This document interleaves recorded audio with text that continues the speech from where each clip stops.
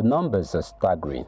110 constitutional amendment bills passing the second reading in a single week, a pace rarely seen in Nigeria's legislative history. The ayes have it. By comparison, constitutional amendments in previous years have moved at a much slower pace, often taking months or even years to gain traction. If you're a draft person, you will know the rules in terms of the number of alterations or amendments to a legislation, to an act or the constitution that you will propose that will require a repeal. When you have about 50% or more, a particular act that is seeking to be amended ought to be repealed. So the number of constitutional amendments being proposed is another evidence that this constitution has been overworked and reworked. And it is time to start looking at how to make the constitution really people's constitution. Lawmakers argue that the speed reflects a commitment to closing long-standing constitutional gaps. But some analysts worry that due diligence and thorough deliberation may have taken a back seat to expediency. Even members of the National Assembly who are in the opposition have appeared to be captured already. You know, the reality is that 3 days for 110 amendments, that is shocking. The committee led by the Deputy Speaker have done an extensive job, extensive consultation, several workshops and seminars and meetings.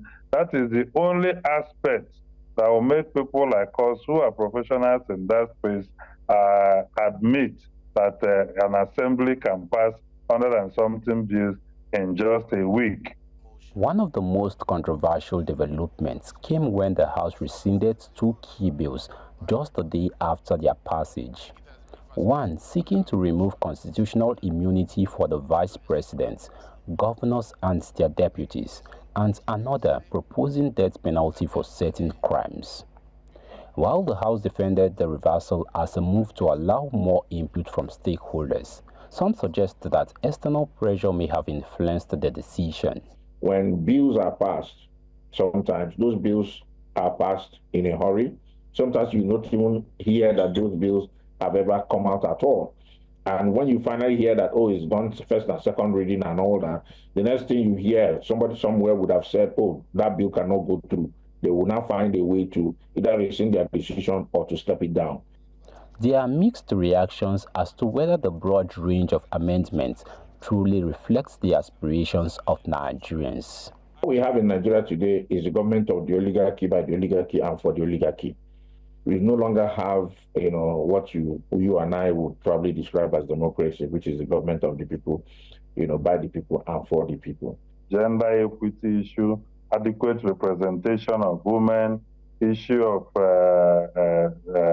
citizenship for spouses of, Nigerian women, and the inheritance, a lot of things reflect,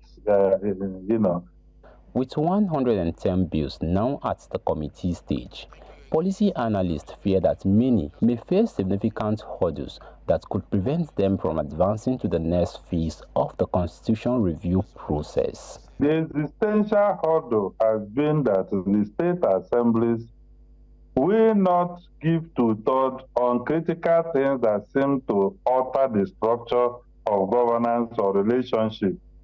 As the House of Representatives prepares to consider more amendments to the nation's constitution, observers say the event of this week could shape future debates on legislative independence, executive influence, and the transparency of Nigeria's lawmaking process. In Abuja for News Central, Idong Joseph.